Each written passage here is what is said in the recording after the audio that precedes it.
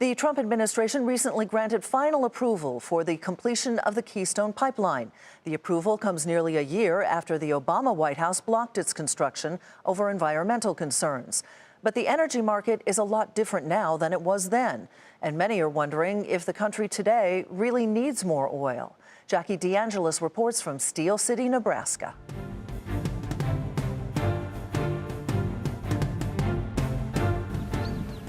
100 miles south of Omaha, Nebraska, is Steel City. The sign says population 84, though locals say the number is closer to 54 now. It's an unsuspecting city that has become the keystone to the next and final phase of the Keystone Pipeline. Patrons of the local and only bar in town, the Salty Dog Saloon, have split views on how this project will impact the town. Well, it's funny to sit in the bar and listen, and the bartender hears everything. So one side of the bar is cheering for the pipeline coming through. They're like, yeah, we get some income to town. And the other side's more worried about the environment.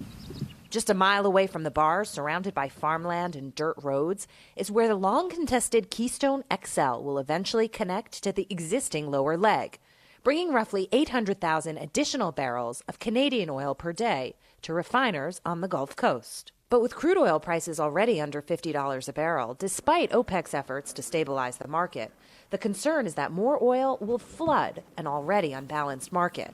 This additional oil from Canada is significant, and it will help to depress prices even further and force OPEC's hand to cut even more barrels to support prices. So what will the U.S. do with the additional barrels? Some speculate they'll be refined and exported. The U.S. Gulf Coast is already swamped with oil, so you can bet that most of this Canadian crude that flows down through the Keystone XL pipeline will be heading overseas, likely to Asia. But even then, without an uptick in demand, it's tough for the product to be absorbed. Back in Steel City, though, the owner of the Salty Dog since 1985, Margot DeAngelo, is hopeful that the area will reap the benefits of having the pipeline run through their backyard.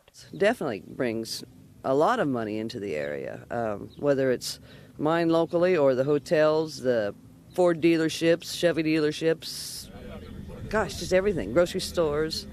Everybody makes money off them when they come. The irony here, when this project was first proposed some years ago, the argument could be made that we needed the Canadian crude. Now, with a pipeline-friendly administration, some would argue the opposite is true. For Nightly Business Report, I'm Jackie DeAngelis, Steel City, Nebraska.